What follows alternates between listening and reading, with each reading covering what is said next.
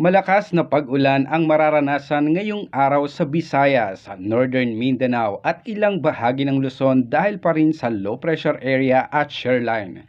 Patuloy pa rin binabantayan ang dalawang low pressure area na nasa loob at labas ng Philippine Area of Responsibility. Ang unang nasa loob ng Philippine Area of Responsibility ay huling namataan ngayong umaga sa layong 605 kilometers east of Giwan, Eastern Samar at mababa naman ang tsansa nitong maging isang bagyo. Samantala, pinagsamang epekto ng shoreline at low pressure area ang magpapaulan sa malaking bahagi ng Visayas at Mindanao ngayong araw. Simula bukas ay maaaring maramdaman na muli ang maulang panahon dulot ng dalawang weather system sa Southern Luzon.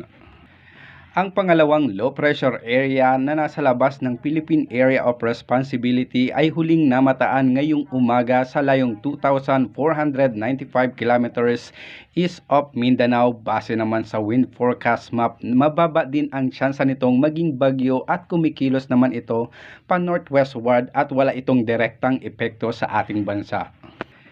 Narito naman ang itinaas na orange rainfall warning: Eastern Samar, Biliran, Leyte, Southern Leyte.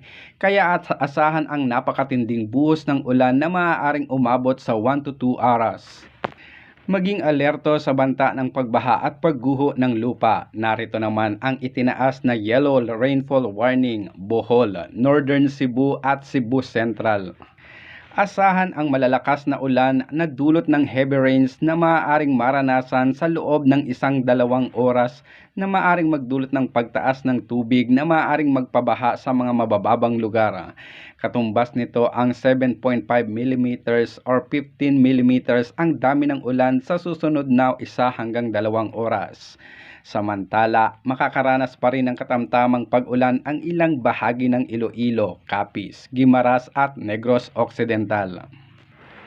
Ang mga pag-ulang dulot ng amihan, shoreline at low pressure area sa silangan at katimugang bahagi ng Luzon at malaking mga bahagi ng Visayas at Mindanao ay maaaring magpatuloy pa sa susunod na 2 hanggang 3 araw. Pinag-iingat ang lahat sa banta ng mga pagbaha at pagguho ng lupa, lalo na dahil sa matagalang maulang panahon. Pinapaalalahanan ang lahat na manatiling nakaantabay sa mga update patungkol sa lagay ng panahon.